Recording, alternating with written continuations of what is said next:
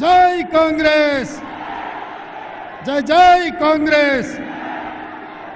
మిత్రులారా, ఆ ఫోటోలు దించండి, ఆ ఫోటోలు దించు దించు చూసిన దించు. మిత్రులారా, శ్రీమతి సోనియా గాంధీ గారు, శ్రీ మల్లికార్జున్ ఖర్గే గారు, శ్రీ రాహుల్ గాంధీ గారు మెదక్ పార్లమెంటు నియోజకవర్గం నుంచి కాంగ్రెస్ పార్టీ అభ్యర్థిగా నీలం మధును ఎన్నికల బరిలో దించితే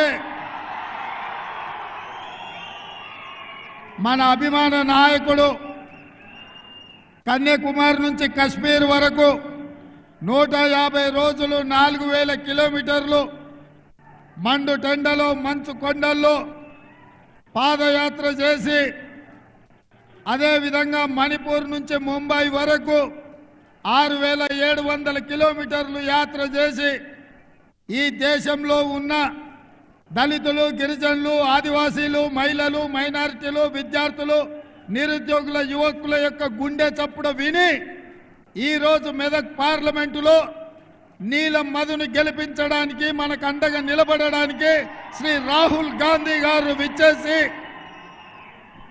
ఈ నర్సాపూర్ నియోజకవర్గంలో కాంగ్రెస్ పార్టీ నాయకులు ఏర్పాటు చేసిన జనజాతరలో పాల్గొని ఈరోజు ఈ ఎన్నికల్లో విజయం సాధించడానికి వారు రావడాన్ని సంతోషిస్తూ మీ అందరి తరఫున వారికి స్వాగతం పలుకుతున్నాను. మిత్రులారా, మెదక్ పార్లమెంటు నియోజకవర్గానికి దేశ చరిత్రలోనే ఒక గొప్ప పేరు ఉన్నది.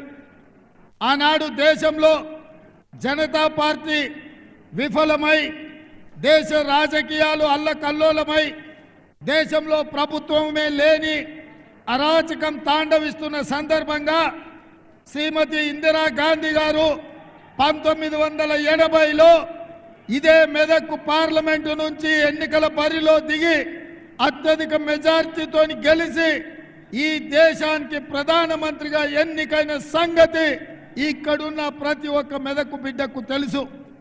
ఆనాటి ఎన్నికల్లో ఆంధ్రప్రదేశ్లో 42 ఎంపీ స్థానాలు ఉంటే 41 స్థానాలు కాంగ్రెస్ పార్టీ ఈ గడ్డ మీద 3 రంగుల జెండాను ఎగరేసి దేశానికి ప్రధానమంత్రిగా శ్రీమతి ఇందిరాగాంధీ గారు నాయకత్వం వహించారు. ఆనాడు ఇందిరాగాంధీ గారు ఈ ప్రాంతం నుంచి ప్రాతినిధ్యం వహించినప్పుడే ఈ ప్రాంతం పారిశ్రామికంగా అభివృద్ధి చెందింది. ఈ ప్రాంతంలో మనకు బీడీఎల్ కానీ, బిహెచ్ఎల్ కానీ, డిఫెన్స్ ఫ్యాక్టరీలు కానీ, పటాన్ చెరువు మన పారిశ్రామిక వాడ కానీ, రామచంద్రాపురంలో వచ్చిన పెట్టుబడులు కానీ ఆనాడు శ్రీమతి ఇందిరాగాంధీ గారు ఈ దేశ ప్రధానమంత్రిగా ఉన్నప్పుడే మన మెదక్ జిల్లాకు పెట్టుబడులు వచ్చినాయి. ఇవే కాదు, ఈ రోజు కూడా ఈ రాష్ట్రానికి, దేశానికి వేలాది పరిశ్రమలు ఈ మెదక్ ప్రాంతంలో ఉన్నాయంటే ఆనాడు శ్రీమతి ఇందిరాగాంధీ గారు ఈ ప్రాంతం మీద ప్రత్యేకమైన మమకారం చూపించి ఈ మెదక్ను అభివృద్ధి చేసింది. కాబట్టి ఇవాళ ఈ ప్రాంతం అంతా అభివృద్ధి చెందింది. ఇవాళ దేశం నలుమూలల నుంచి, ఇతర దేశాల నుంచి ఉద్యోగ ఉపాధి అవకాశాల కోసం ఎవరు వచ్చినా ఇవాళ ఈ మెదకు హక్కున చేర్చుకొని అవకాశాలు ఇస్తుంది. ఆనాడు ఇందిరాగాంధీ గారు ముష్కర్ల చేతిలో తుపాకీ తూటాలకు బలైనప్పుడు ఈ దేశ ప్రధానమంత్రిగా, మెదక్ పార్లమెంటు సభ్యురాలుగా వారి చివరి శ్వాస వరకు, ఆఖరి రక్తపు పట్టు వరకు మన గడ్డకు, మన ప్రాంతానికే ప్రాతినిధ్యం వహించిండ్రు.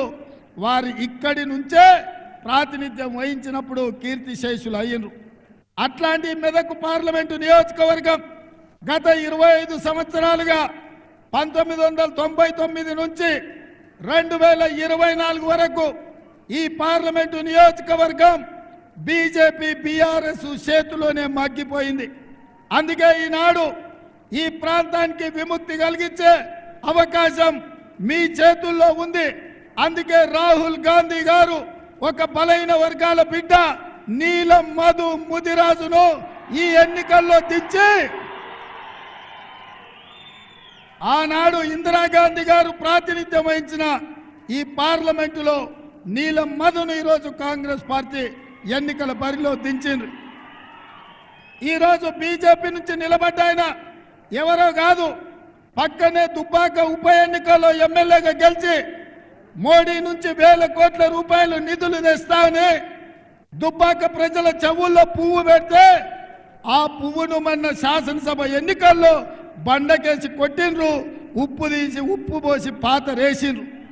ఇక రెండోగా ఆయన బీఆర్ఎస్ నాయకుడు, బీఆర్ఎస్ నుంచి నిలబడ్డ ఆయన ఎవరో కాదు, మన మల్లన్న సాగర్లో, మన రంగనాయక సాగర్లో, మన కొండ పోచమ్మలో వేలాది ఎకరాల భూములను, వేలాది మంది రైతులను ముంచి వాళ్ళ సొంత భూములు, తాతలు ముత్తాతలు ఇచ్చిన భూములు ప్రభుత్వం గుంజుకుంటుంటే మాకు సరైన నష్టపరిహారం ఇవ్వండి అని